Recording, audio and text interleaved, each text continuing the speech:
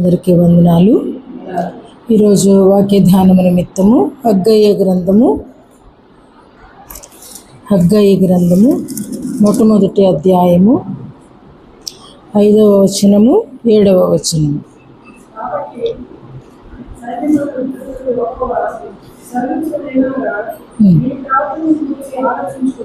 చాలమ్మా 7వ వచనం కూడా కాగా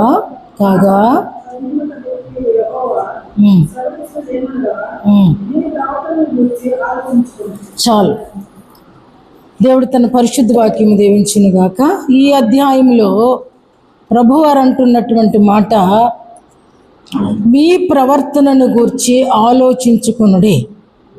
ఒక మారు కాదు, ఒకే అధ్యాయంలో 2వ మారు కూడా ఈ రీతిగా చెప్తూ ఉన్నారు. కాబట్టి ప్రవర్తన అనేది చాలా విశ్వాసికి, ఒక క్రైస్తవునికి ప్రవర్తన మీదే తన విశ్వాసం ఆధారపడి ఉంటుంది. ఏదో ఉన్నాము చేస్తున్నాము అనేది కాదు. ప్రతిదీ కూడా మన ప్రవర్తన, బైబిల్ కూడా చెప్తుంది ప్రసంగి గ్రంథంలో, నీ ప్రవర్తన గురించి ఆలోచించుకో. 5వ అధ్యాయం చెప్తుంది చూడండి. 5వ అధ్యాయం మొదటి మాట, నీవు మందిరమునకు పోవునప్పుడు నీ ప్రవర్తన అంతటిని సరిచూసుకో. నీ ప్రవర్తన ఎంతో ప్రాముఖ్యమైనది. సామెతల గ్రంథం 16వ అధ్యాయము 7వ వచనాన్ని గమనించినప్పుడు త్వరగా చదవండి, 20 నిమిషాల టైం ఉంది. 16వ అధ్యాయము 7వ వచనం, ఒకని ప్రవర్తన యెహోవాకు ప్రీతికరమైనప్పుడు ఆయన వాని శత్రువులను సహా వానికి మిత్రులుగా చేయను. అంటే మన ప్రవర్తన మీదే మన లైఫ్ స్టైల్ అనేది ఆధారపడి ఉంది. మన మసులు కొనుట, అసలు ప్రవర్తన అంటే ఏంటి అనేది చాలామందికి అనిపిస్తుంది. అంటారు కదా, ఒక్క ఐడియా జీవితాన్ని, సిమ్ముని గురించి మాట్లాడట్లేదు, ఒక ఆలోచన జీవితాన్ని మార్చేస్తూ ఉంటుంది. ప్రవర్తన అంటే నడత అంటే జీవనశైలి, మన ప్రమాణం, మన లైఫ్ స్టైల్. ఈ నడత అనేది చాలా ప్రాముఖ్యమైనదిగా మనం గమనించాలి.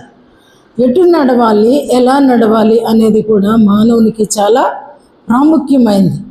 ఎటు నడవాలి అనేది తెలియనప్పుడు ఎలా నడవాలి అనేది కూడా తెలియకుండానే ఉంటుంది. మాటలు అర్థం చేసుకోండి. ఎలా నడవాలి అని అంటే ఎలా ప్రవర్తించాలి అనే దాని గురించి నేను మాట్లాడుతున్నాను. ఓ సెల్ ఫోన్ కొన్నప్పుడు ఒక మాన్యువల్ లాంటిది, ఒక బుక్ ఇస్తాడు కదా, ఆ బుక్ చదివితే కానీ అది వాడే విధానం అనేది తెలుస్తుంది. ఏది కొన్నప్పటికీ వెంటనే దాంతోపాటు మనకున్న బిల్స్తో పాటు బుక్ ఇస్తాడు. ఒక కాలేజీలో చేరాలంటే కూడా ఆ కాలేజీకి సంబంధించినటువంటి ఒక పుస్తకం అనేది ఇస్తారు. ఎందుకు ఇస్తాడు అని అంటే ఆ విధానం అంతటినీ కూడా దానిలో పొందుపరిచి ఉంచుతాడు. అది చదువుకోకుండా చేసామనుకోండి, ఎక్కడొక చోట లై తప్పుద్ది. అంటే దాని గురించి తెలిసినప్పుడు చదవని అవసరం లేదు, తెలియనప్పుడు మాత్రం తప్పకుండా చదవాలి. అందుకనే మనం కూడా నడవవలసిన మార్గం చెప్పాలన్నా, ఎలా నడవాలన్నా, ఎటు నడవాలన్నా మనకు ఒక బుక్లెట్ ఉంది, మనకు ఒక మాన్యువల్ లాంటిది ఉంది. ఒక డ్రైనేజ్ వేసినప్పుడు ఒక్కొక్క చోట ఏం చేస్తామంటే మ్యాన్ హోల్స్ పెడతాం. ఎక్కడ ఏమీ బాగాలేదు అనేది దాన్ని ఓపెన్ చేసి చూసుకున్నప్పుడు ఎక్కడ స్ట్రక్ అయిపోయింది అంటే అంత ఓపెన్ చేసి పాడు చేయం. అలాగే ఒక మానవుడు ప్రవర్తన ఒక క్రైస్తవుడిగా మలచడానికి ఆయన జీవన శైలిని మార్చే ప్రమాణ సూత్రిక ఏమిటి అని అంటే మనందరి చేతిలో ఉన్నటువంటి పరిశుద్ధ గ్రంథం. ఈ పరిశుద్ధ గ్రంథం ఏం చేస్తుందంటే మన జీవన శైలిని మారుస్తుంది, మన జీవన ప్రమాణాన్ని మారుస్తుంది, మన విశ్వాసాన్ని పెంపొందిస్తుంది, మన విశ్వాసాన్ని మెరుగు చేస్తుంది. అన్నిటికీ మించి ఒక్కొక్క స్టెప్పు మనల్ని ఏం చేస్తుందంటే విశ్వాసంలో ఎక్కడి వరకు ఎక్కిస్తుంది అని అంటే భూమి మీద ఉన్నటువంటి నరుని పరలోకము వరకు కూడా ఎక్కించగలిగిన ప్రమాణ సూత్రిక పరిశుద్ధ గ్రంథం. ఇది నిజంగా మన చేతిలో ఉండటం వల్ల ఉపయోగం లేదు. మన దగ్గర ఏ మాన్యువల్ లాంటిది ఉన్నా ప్రయోజనం లేదు. కానీ దానిలో రహస్యాన్ని చదివినప్పుడు, దానిలో రహస్యాన్ని గ్రహించినప్పుడు మాత్రమే దాని యొక్క ప్రమాణ విలువ మనకు తెలుస్తుంది. మనం నడవవలసింది, మనం తెలుసుకునవలసింది, మనం చేయవలసింది అంతా తెలుస్తుంది. కాబట్టి మనకి మన ప్రవర్తన అంతటినీ కూడా ఆయన ఇష్టానికి, ఆయన చిత్తానికి, ఆయనలోనికి మార్చుకున్నప్పుడు మొట్టమొదటిగా ప్రభువారు అంటున్నారు, మీ శత్రువు కూడా జనరల్గా శత్రువు అనేది ఒక్కొక్కరికి ఓ రకంగా ఉండొచ్చుని. కానీ జనరల్ శత్రువు ఎవరు అని అంటే మన ప్రభు విరోధే మన విరోధి, మన విరోధే మన ప్రభు విరోధి. కాబట్టి వీడు మనకి మిత్రుడిగా మారతాడు అని అంటే మనతో చెలిమి చేయడు. కానీ మనల్ని విడిచిపెట్టి వెళ్ళిపోవటమే దేవునితో సహవాసానికి ఏమంటామండి, ఒక పరిపూర్ణతను సంతరించుకుంటుంది. శత్రువు ప్రక్కనున్నంత కాలము కూడా మనల్ని ఏదో ఒక రకంగా ఇబ్బంది పెడుతూనే ఉంటాడు. కాబట్టి మన ప్రవర్తన ఎందుకు దేవునికి అప్పగించుకోవాలంటే శత్రువుని మిత్రుడిగా మార్చడానికి. రెండో మాట చూద్దాము, 19వ అధ్యాయం సామెతల గ్రంథం నుంచి 16వ వచనం. ఆజ్ఞను గైకొనువాడు తన్ను కాపాడుకొనువాడు. మళ్ళా చదవమ్మా. ఆజ్ఞను గైకొనువాడు తన్ను కాపాడుకొనువాడు. తన ప్రవర్తన విషయమై అజాగ్రత్తగా నుండివాడు ఏమంటాడంట, పోతాడు, కనపడ్డనమాట. తన ప్రవర్తన విషయంలో మళ్ళీ చదువు. మరి తన ప్రవర్తన విషయంలో అజాగ్రత్త అంటే మన జీవన శైలి ఏదో ఒక రకంగా ఏదో ఒకటి చెప్పేద్దాం. ఒక సేవకుడు ఏదో ఒకటి చెప్పడానికి దేవుడు ప్లాట్ఫామ్ ఇవ్వలేదు. ఒక్కరిలోనైనా ఆ విత్తనం పడడానికి దేవుడు ప్లాట్ఫామ్ ఇస్తాడు. దానిని మనం ఉపయోగించుకోకపోతే లెక్క ఆ రోజుని బట్టి లెక్క అక్కడ గ్రంథస్థం చేయబడుతుంది. ఒక విశ్వాసి తప్పిపోతే వాని లెక్క కాపరి చెప్పవలసి ఉంటుంది. ఏదో ఒకట్లే అని అనుకుంటే ఈయనతో కుదిరేది కాదు. అజాగ్రత్తగా ఉంటేవాడు చస్తాడండి. దేవునితో సత్సంబంధం కలిగి ఉంటే శత్రువు కూడా మిత్రుడిగా అవుతాడు. దేవునికి అనుకూలంగా లేనప్పుడు బ్రతికిన చచ్చిన వానితో సమానం. ఏం తెలియదన్నమాట. అందుకని వాక్యం చెప్తుంది, నీ ప్రవర్తన అంతటినీ ఆయన అధికారమునకు ఒప్పుకో. నీ ప్రవర్తన అంటే మనకి ప్రవర్తించే విధానం, జ్ఞానము లేనోడు కూడా జ్ఞానం అనుకుంటాడు, వివేకం లేనోడు కూడా వివేకం అనుకుంటాడు. కానీ మన ప్రవర్తన అంతా దేవుని చేతి నీడికి వెళ్ళినప్పుడు, ఆయన చాటుకి వెళ్ళినప్పుడు. కీర్తనల గ్రంథం మొదట దానిలో ఒక మాట ఉంటుంది కదా, నీటి ఓరన నాటబడిన వాడే. అంటే ఎప్పుడు కూడా మానవుడు ఎక్కడుండాలి అని అంటే ఆ నీటి ఓర అంటే దేవుని నీడ, దేవుని చేనీడలో. చాలామంది ఒక వ్యక్తి గురించి చెప్పేటప్పుడు అంటారు, నా మోచేతి నీళ్ళు తాగాడు అంటారు. నా మోచేతి నీళ్ళు అలాంటి గుర్తుపెట్టుకోకూడదండి.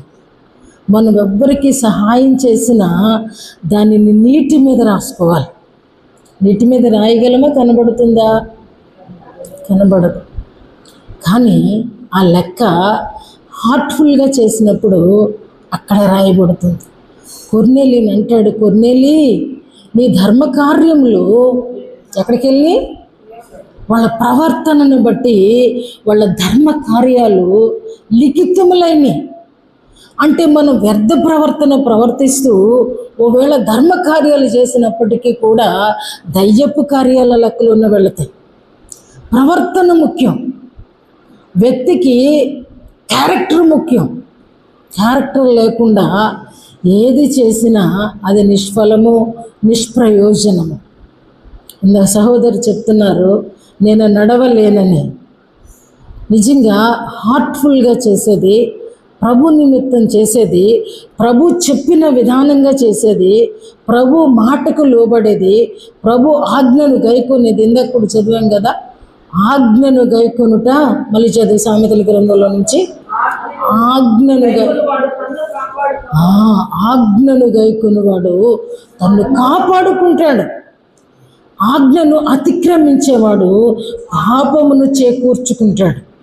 కాబట్టి ప్రవర్తన అనేది ఎందుకొరకు అని అంటే ఫలితము కొరకు. మనం అనుకుంటాము పరీక్ష అనేది ఫలితము కొరకు అనుకుంటాం. ఈ ప్రవర్తన అంతటిని కాపాడుకోవడానికి గల కారణం ఏంటి అంటే ఒకరోజు ఫలితాన్ని మనము వినబోతున్నాం, చూడబోతున్నాం.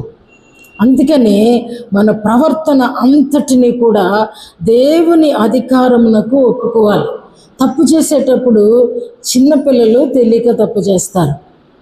యవనస్తులు అనబడిన వారు ప్లాన్ ప్రకారం ప్రణాళికాబద్ధంగానే ఓ తప్పు చేయాలంటే తల్లిదండ్రులకు తెలియకుండా అంటే ఒక ప్రణాళికాబద్ధంగా పాపం చేస్తాడు. వృద్ధులు అలవాటు ప్రకారం పాపం చేస్తారు. అలవాటు అయిపోయిందిరా, ఏం చేద్దాం, మానలేకపోతున్నాను. ఎప్పుడు ఇది యవన కాలం నుంచి అలవాటు అయిపోయింది. ఇప్పుడు ఇది ఎక్కడ మానుతానురా, నరాలు లాగేస్తాయి. ఇప్పుడు ఎక్కడ మానుతానురా, నోరు పొగలేకపోతే ఊరుకోదు. అలవాటు అంటే చిన్నప్పుడేమో తెలీదు, యవనస్తుడేమో యవ్వన బలాన్ని బట్టి ప్రణాళిక ప్రకారంగా తప్పులు చేస్తాడు. వృద్ధుడు అలవాటైపోయిన దాన్ని బట్టి చేస్తాడు. అయితే క్రైస్తవుడు ఈ మూడుటికి విరోధంగా తన ప్రవర్తనను మార్చుకోవాలి. ఈ ప్రవర్తన ఆ బాల్యము నుండి చెడ్డదే అయినప్పటికీ కూడా బాల్యములో మారు మనసు పొందిన సమయాలను మనం చూడాలి. యవన కాలంలో పాపానికి దూరంగా పారిపోయిన యోసేపుని మాదిరిగా పెట్టుకోవాలి. వీళ్ళందరూ కూడా మనకి దేవుడు మాదిరిగా ఉంచిపోయినటువంటి మహాభక్తులు అని చెప్పొచ్చు. వీళ్ళని అనుసరించలేకపోయినప్పుడు ఆయన కుమారుడైన యేసుక్రీస్తు ప్రభువారిని బాల్యము నుండి కూడా ఆయన తండ్రి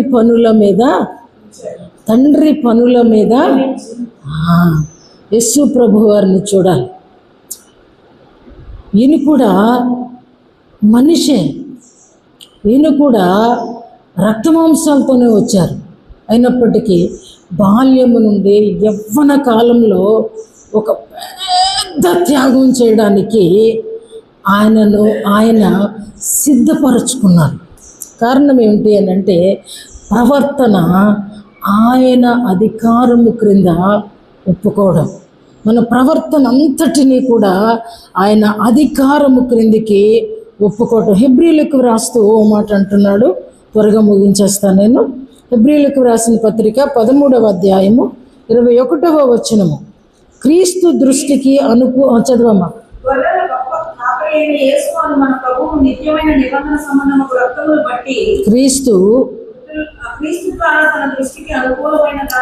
క్రీస్తు ద్వారా తన దృష్టికి అనుకూలమైన దానిని మనలో జరిగించుచు ప్రతి మంచి విషయములోనూ తన చిత్త ప్రకారము చేయుటకు మిమ్మును సిద్ధపరచునుగాక. చాలు. క్రీస్తు దృష్టికి అనుకూలమైనది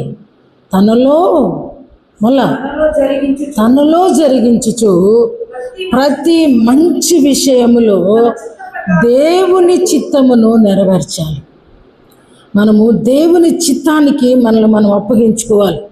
ప్రతి మంచి విషయంలోనూ దేవుని ప్రణాళిక తీసుకోవాలి. ఏది చేస్తున్నా దేవుని దృష్టికి అనుకూలముగా ఉండాలి. ఇతరులకి సహాయం చేసిన ఓ రోజు నా దగ్గరికి బాగా డ్రింక్ చేసి ఓ వ్యక్తి వచ్చాడు. ముందు ఎంతో కొంత ఇస్తే అక్కడి నుంచి వెళ్ళిపోతాడు. అప్పటికి నాకు అతను తాగి ఉన్నాడని తెలియదు. మనీ ఇచ్చేసాను. అతను వెళ్ళిపోతూ ఉండగా ఆ వాసన నాకు వచ్చింది. నేను లోపలికి వచ్చినాక డెడ్ ఎంత పని చేశా అనుకున్నా. అందుకే ఆలోచించి ఇవ్వాలి అని నా లోపల నుంచి ఒక వాయిస్ వస్తుంది. అందుకే నీ ప్రభు అంట ఆలోచన చెప్తాడంట, చక్కటి ఆలోచన చెప్తాడంట, చక్కటి ప్రత్యుత్తరము కూడా ఇస్తాడంట. అందుకని మొట్టమొదటి మాట చదివించాము. ఏమని చదివించామంటే, ఆలోచన చెప్పేదను, నీవు నడవవలసిన మార్గము నీకు బోధించదను. నీ ప్రవర్తనను గురించి ఆలోచించుకోవాలి. నువ్వు ఒక మంచి చేస్తున్నావు అని అంటే అది ఎంతవరకు మంచి, అది ఎంతవరకు దేవునికి అనుకూలం, అది ఎంతవరకు దేవుని చిత్తము అనేది కూడా మనం ఆలోచించాలి. అంటే ప్రవర్తన మార్చుకునే అవకాశం ఒక మానవునికి మాత్రమే ఉంది. సింహాన్ని పిలిచి ఇడ్లీ పెడతాను తిను అంటే తింటుందండి? తింటుందా?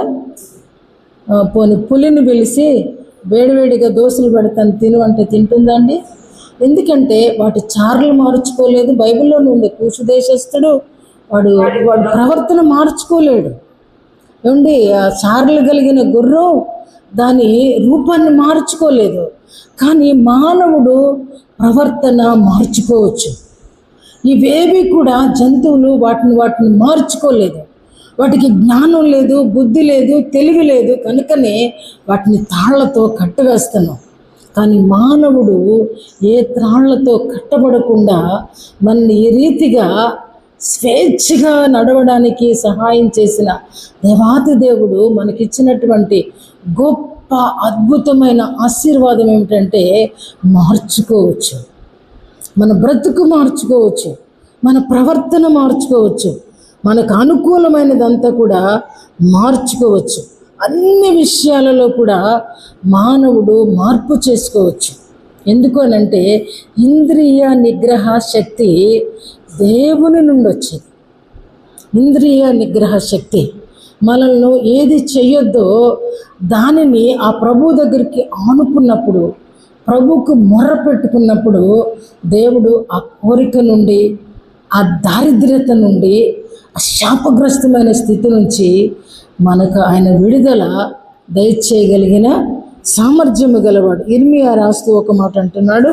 మనందరికీ తెలిసిన మాట ఇది. ఇర్మియా గ్రంథము 17వ అధ్యాయము 10వ వచనము. ఒకని ప్రవర్తనను బట్టి వాని క్రియలు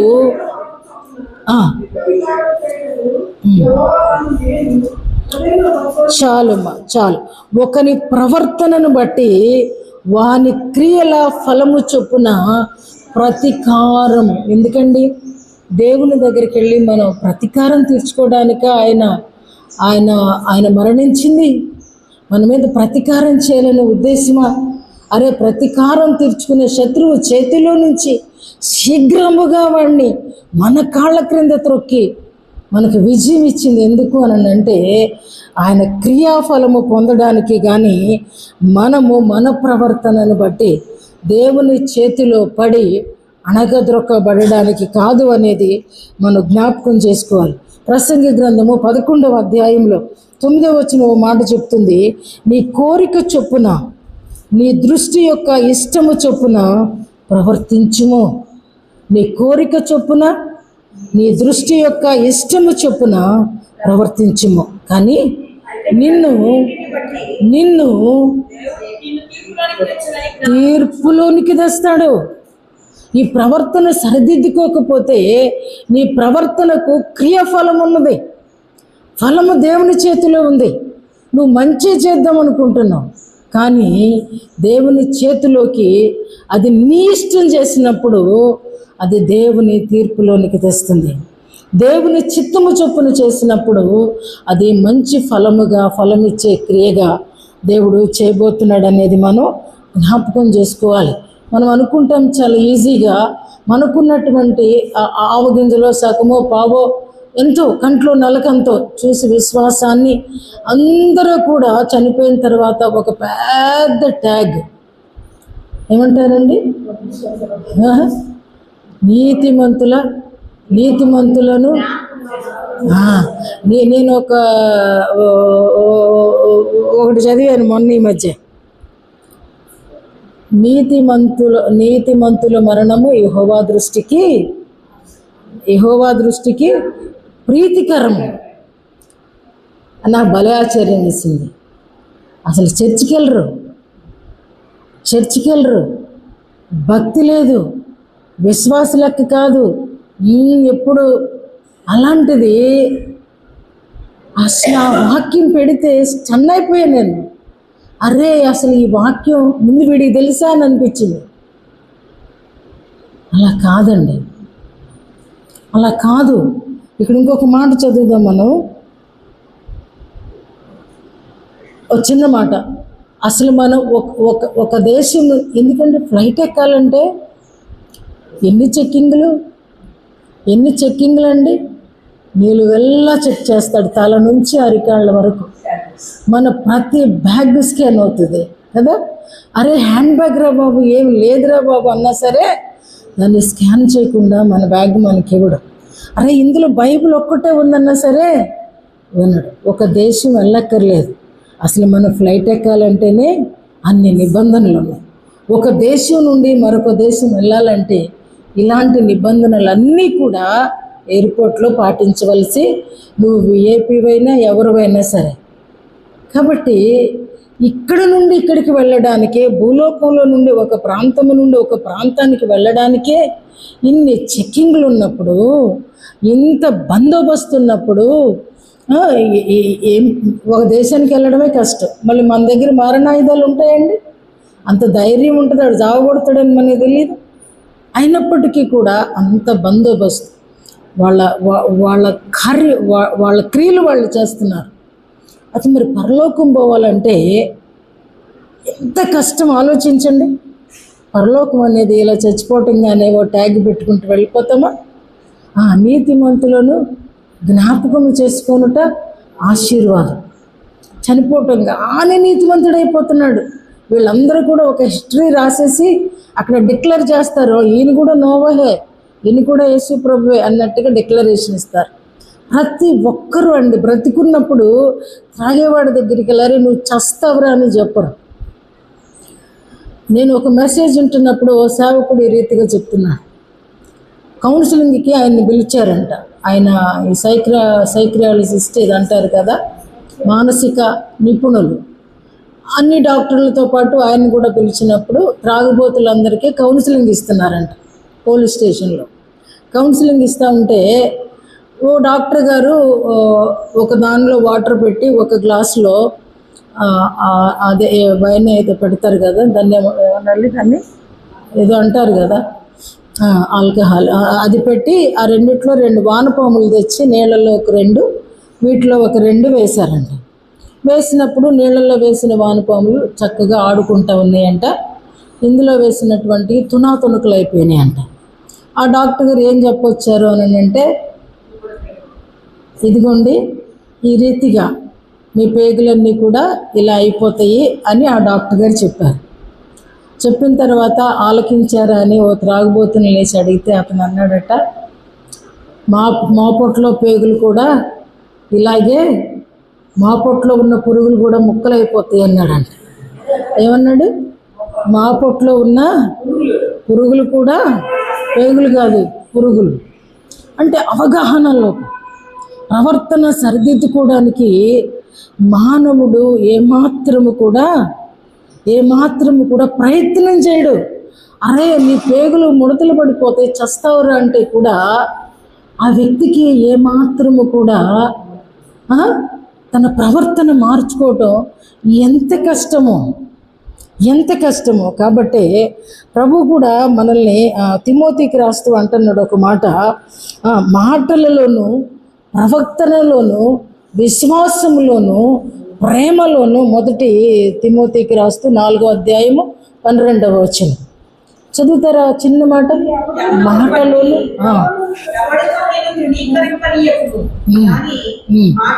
మాటలోను ప్రవర్తనలోను ప్రేమలోను పవిత్రతలోను విశ్వాసులకు మాదిరిగా ఉండము. విశ్వాసులకు మాదిరిగా ఉండాలి. బ్రతికేది ఎందుకొరకు అని అంటే మాదిరి కోసం. మనం బ్రతుకుతున్నది ఎందుకొరకు అని అంటే మనల్ని చూచి ఇంకొకరు మార్పు చెందటం కొరకు. ఆహా, ఎంత బాగుంటారా వీళ్ళు, ఎంత దేవుని కలిగిన వారు, దేవుని కలిగి ఎంత ఫ్లెష్ అయిన వారు, ఎంత అద్భుతమైన ప్రవర్తన కలిగిన వారు అని చెప్పుకోవాలి. కానీ ఎప్పుడు కూడా చీ దరిద్రులరా వీళ్ళు అనేది ఉండకూడదు. అది ఆ డిక్లరేషన్ అనేది మన ప్రవర్తన మీదే ఆధారపడి ఉంటుంది. విశ్వాసం కొన్నంత ఉండి క్రియ వచ్చేసరికి చీమతలకాయ ఉంటే ఉపయోగం లేదు. మన ప్రవర్తన పర్ఫెక్ట్గా లేదు అనేది మనం అర్థం చేసుకోవాలి.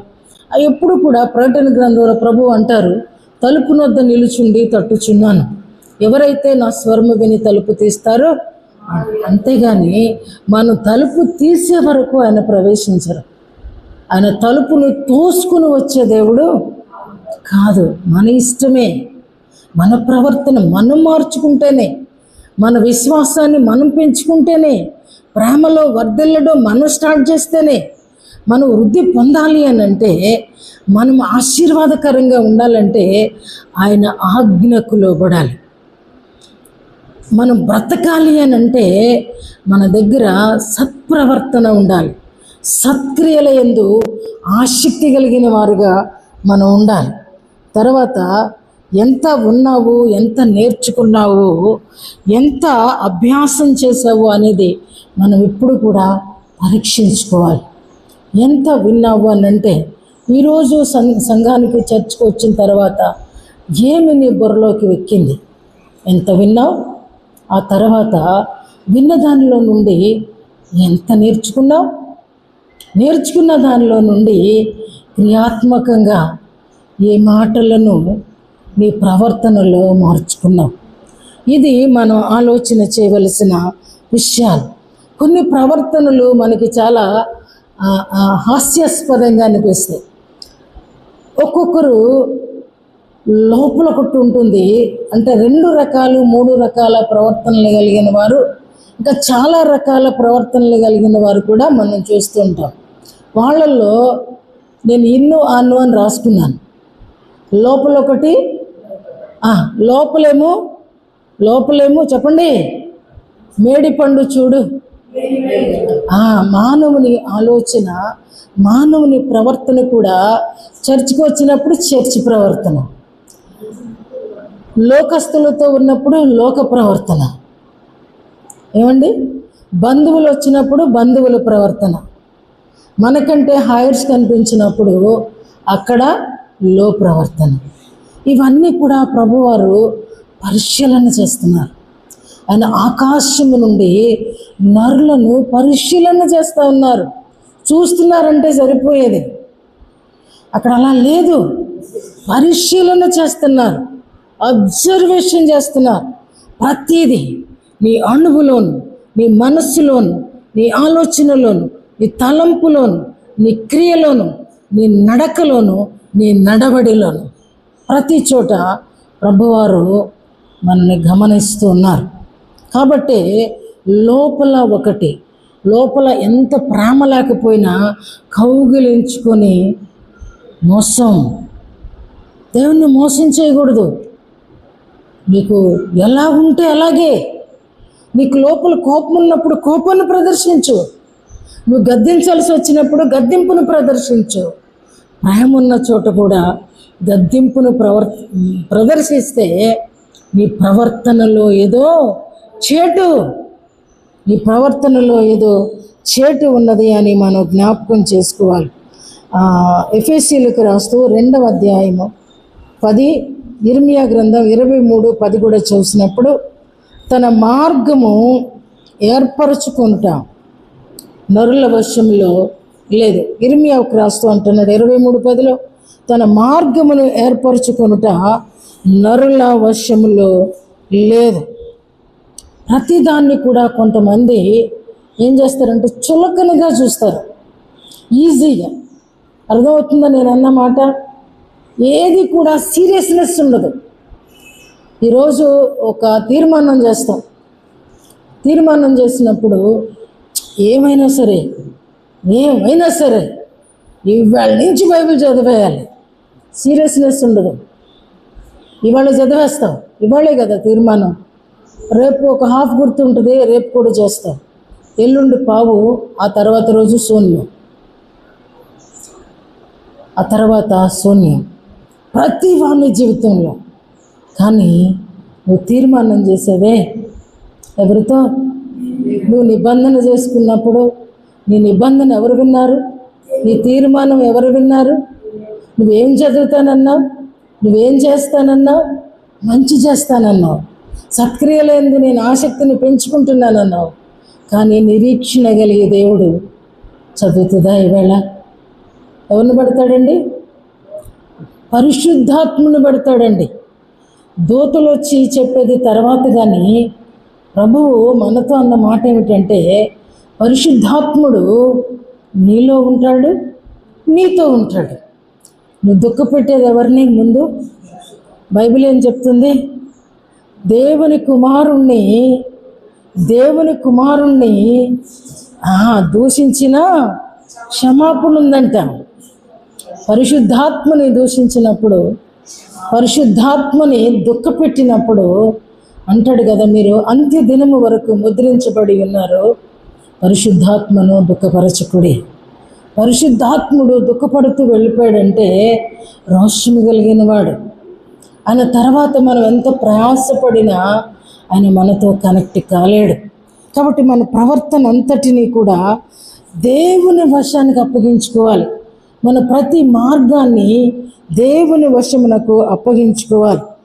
ఏది మనం చులకనగా ఇవాళ చదవలేకపోయాలి, బిజీ, మన సొంత కార్యాలు, ఏదైతే చులకనగా తీసుకోవటం ప్రారంభిస్తావో నీ జీవితంలో ఏది సీరియస్గా తీసుకోవాలి.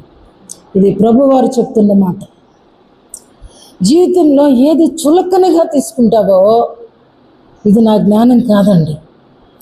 ఏది ఈజీ అనుకుంటావో, పర్లేదు అనుకుంటావో, జీవితంలో ఏది కూడా నీవు ఏం చెప్పాను ఏది సీరియస్గా తీసుకో. అది మీ బుక్లో రాసుకోండి. కాబట్టి మన ప్రవర్తన అంతటినీ కూడా ఆయన చిత్తానికి అప్పగించుకోవాలి. ఆయన చిత్త ప్రకారంగా చేయగలిగినప్పుడే, ఆయన ఇష్ట ప్రకారంగా మన ప్రవర్తన మార్చుకున్నప్పుడే, మన ప్రవర్తన అంతటినీ ఆయన అధికారంలోకి ఒప్పుకున్నప్పుడే, ఆయన ఆజ్ఞలను గైకొనబడినప్పుడే ఆయన చిత్తం తెలుసుకొనబడుతుంది. వాక్యాన్ని యాదృచ్ఛికంగా చదవటం కన్నా చదవాలా, చదివిన దానిలో నుంచి నేర్చుకోవాలా, నేర్చుకున్న దానిలో నుంచి పఠించాలి, దాని ప్రకారం నడుచుకోవాలి. అప్పుడే నీ అవసర కాలంలో, నీ కష్టకాలంలో ఆ వాక్యం నిన్నేం చేస్తుందంటే, ఇదిగో బాధపడకు, దేవుని వాక్యం ఈ రీతిగా ఉంది, ఈ వాక్యం ఎలా చెప్తుంది, నిన్ను ఆదరిస్తానని, కష్టకాలంలో నీకు తోడుగా ఉంటానని, నీ శ్రమ కాలంలో నీ చేయి విడువనని ఈ వాక్యం నువ్వు ధ్యానించినప్పుడు, నీ హృదయంలో జీర్ణించకపోయినప్పుడు, నీ రక్తంలో అది కలిసిపోయినప్పుడు అది మనల్ని ఆదరిస్తుంది. గత వారం అంతా నేను సిక్ అయ్యాననేది మీకు నిన్నటి దినం తెలిసింది.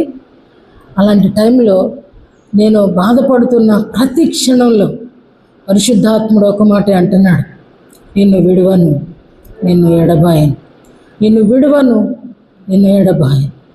ఏడుస్తున్నాను. ఒక రాత్రి భయంగా అనిపిస్తుంది.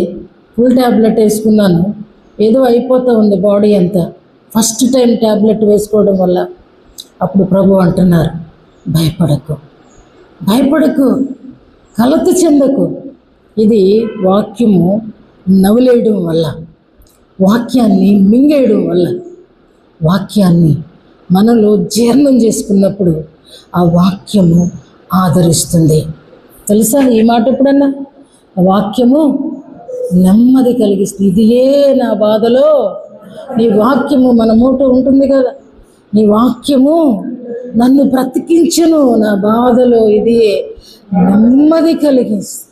అవునండి, వాక్యము నెమ్మది కలిగిస్తుంది. కాబట్టి ఈ యొక్క దీన్ని ఏమంటామో చెప్పండి, ఇప్పుడు మన ఆధారం అంటాము, మన ఆరోగ్యం అంటాము, మన ఆహారం అంటాము, మన ఐశ్వర్యం అంటాము, మన ఆశీర్వాదం అంటాము, అన్నీ అంటాము. నాకైతే ఇది నా ప్రాణం అంటాను. నా ప్రాణం కంటే వాక్యమే మనకంటే చాలా ఎక్కువైంది.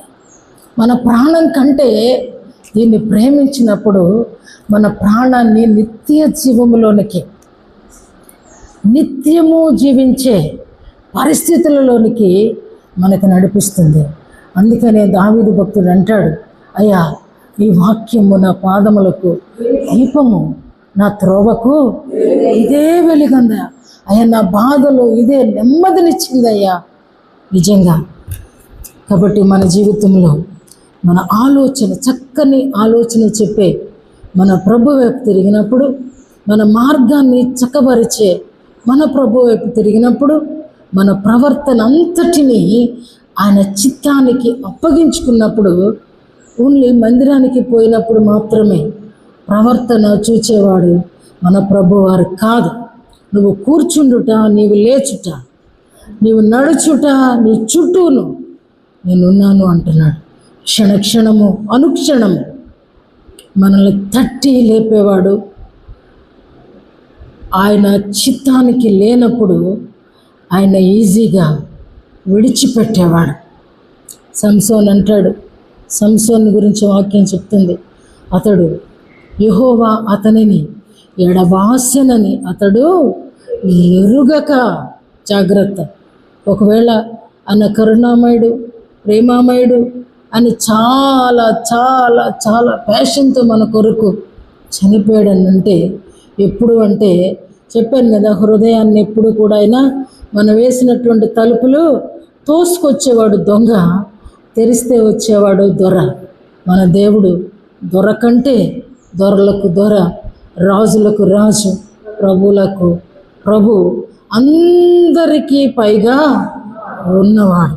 కాబట్టి మన ప్రవర్తన అంతటిని ఆయన చేతికి అప్పగించుకోవాలని ఈ వారంలో ప్రభువారు మనల్ని హెచ్చరిక చేస్తూ ఉంటుండగా ఆ మాటలు తీసుకొని, నిజంగా అందుకనే ఆ హగ్గయి అంటున్నాడు, అయ్యా నా యొక్క నీ ఆలోచన చొప్పున నా ప్రవర్తన దిద్దు.